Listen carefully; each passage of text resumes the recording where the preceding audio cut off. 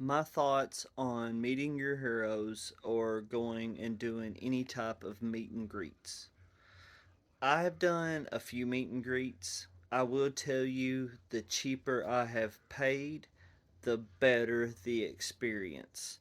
Um, and I think the first couple of times you do it, if you're just a regular person, some people are, I would never pay. Okay, well, that's good. There's probably a lot of stuff that you have at your house that I would never pay for. So it all works out.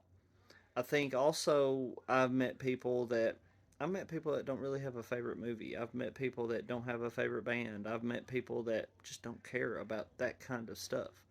So if you have artists or people that are in movie anything that you want to meet because they have inspired you, made you happy, or whatever, I, I will tell you the cheapest that I have paid, the better the experiences. And I think the most I've ever paid was like $2,000, and that's a mixed bag.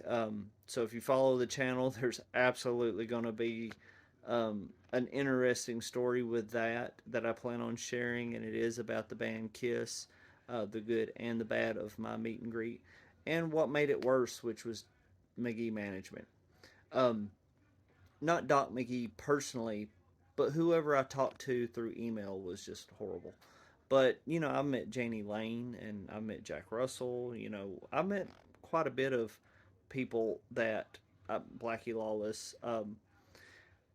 I think no matter the experience, you're taking a risk on the experience, and even if you set your expectations low, I set my expectations super low with Kiss. Um, and I'll talk about that another time. But sometimes, like your expectations, when you think that you've set your expectations low, go even lower. I'm not even lying. Maybe even worst case scenario. The earliest I recall of a meet and greet that went bad was there was this guitar player that was a big Kiss fan that my mom's ex boyfriend knew. And at the time, before Kiss put the makeup back on, it was not cool to be a Kiss fan. You got made fun of. They were not the cool band. And in America, nobody has guts to, well, not nobody. Most people don't have guts to be themselves and, and have things be okay just because you like them. Don't worry about what other people think. That's the problem with America. That's why everything is such a fad. Here today, gone tomorrow. And he told me about the story where he was so excited to meet Ace Frehley, and this was broke Ace Frehley. Like this was Ace Frehley before the reunion, like maybe a couple of years before. And he said that it was such a bad experience that he went home and he got rid of all of his Kiss shit.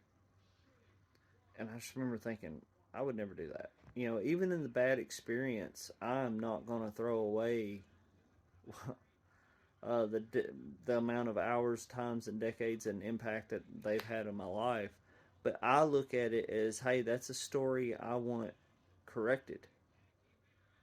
I don't look at it as, but at the same time, these people. I mean, when you love an artist and you have things fantasized in your head and you have a really bad experience, it's also his right to feel that way because this is his life and what means a lot to him in the way that he seems fit. Um, I had a bad experience with Jeff LeBar from Cinderella. Um, I just, and then you have amazing experiences. I even have stories about Vinnie Vincent. I had a great, amazing meet and greet with Vinnie Vincent. I feel like I know him now. So when it comes to meeting your heroes, be cautious, but absolutely do it if you can. And I also, unless you got the dough, don't go broke doing something crazy. Um, just just kind of keep that in mind, okay? Like if you can afford it and it's healthy, give it a shot. If it's free but you got to stand in line 6 hours, sometimes people don't realize that time is money.